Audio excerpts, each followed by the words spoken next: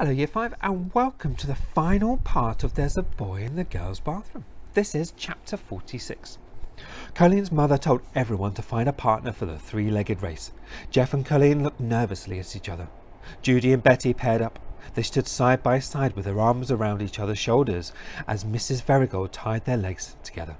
Laurie and Melinda became another team. Bradley thought they looked funny since Melinda was almost twice Laurie's size. Amy and Denna looked even funnier. Since they were both dressed the same, they looked like a two-headed monster. Except, of course, he didn't believe in monsters. Karen suddenly realised what was happening. If Jeff and Colleen became partners, it meant she'd have to be partners with Bradley.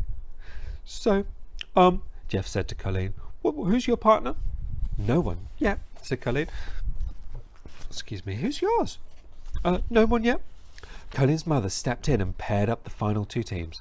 She didn't think it would be proper for a boy and a girl to have their legs tied together, so she made Jeff and Bradley one team and Colleen and Karen the other. Bradley was glad that he and Jeff were finally on the same team. Colleen and Jeff were happy with the teams too. As much as they liked each other, they weren't quite ready to put their arms around each other and tie their legs together. Karen was the only one who was disappointed. She thought it would have been exciting to have been partners with Bradley. The 5 teams lined up. It wasn't a relay race. Each team would go at the same time. They had to run past the tree to the fence, then back. Don't try to run too fast, Jeff cautioned. The most important thing is that we keep together so we don't fall down. Bradley nodded. On your mark, said Mrs. Verigold. Get set, go! They took 2 steps, then tumbled to the ground. As they tried to get up, they kept pulling each other back down. At the last, they stood up together and started after the others. Inside, outside, Jeff directed as they moved their legs in unison. The other teams took a long time turning around at the fence.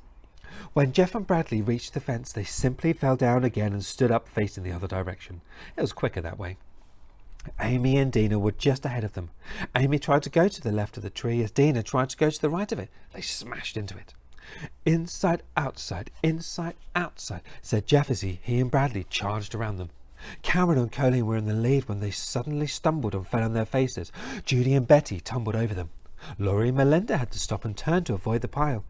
Jeff and Bradley charged past, now in first place.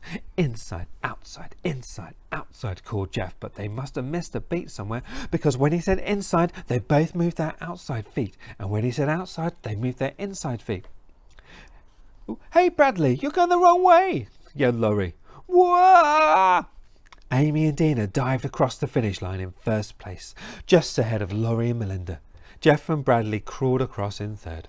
Judy, Betty, Cameron and Colleen remained tangled together on the grass. After everyone got untied, they gathered on the grass next to the patio. Now what? Bradley asked nobody in particular. Colleen's mother's adding up the points, said Betty. Then we'll get to pick our prizes, said Judy. He asked me, said Betty. Everyone hushed as Mrs. Verigold prepared to announce the winner. The winner is... She paused suspensefully. Bradley! He was shocked.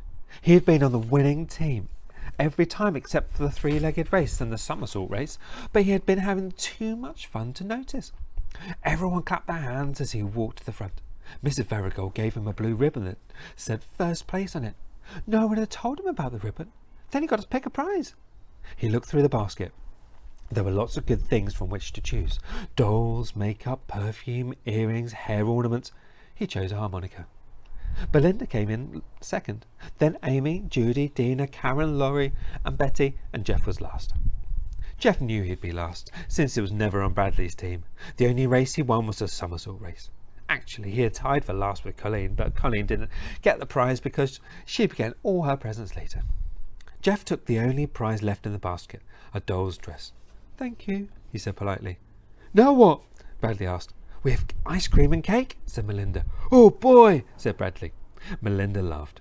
They sat at the picnic table. Colleen sat at the head of the table. Bradley sat between Jeff and Melinda. Judy and Betty sat across from him. Mrs. Verigold's going to bring in the cake now, said Judy. With candles, said Betty. I'm telling him, said Judy. With candles. Mrs. Verigold brought the cake and suddenly everyone started singing. Bradley was caught by surprise. He didn't have time to remember the words, so he tried. He sang, Happy birthday, dear Colleen, to Happy birthday to you.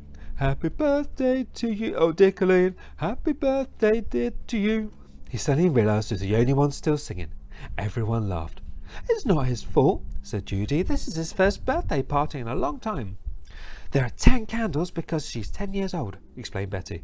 Oh, I get it, said Bradley. Laurie laughed. Colleen blew them all out. That means her wish comes true, explained Melinda. But she can't tell you what she wished for, otherwise it won't come true, Laurie explained. Bradley carefully ate his cake and ice cream without making a mess.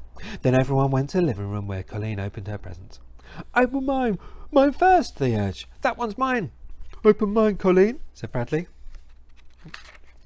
After each present was opened, everyone said, how neat, and oh, and I wish I had one of those.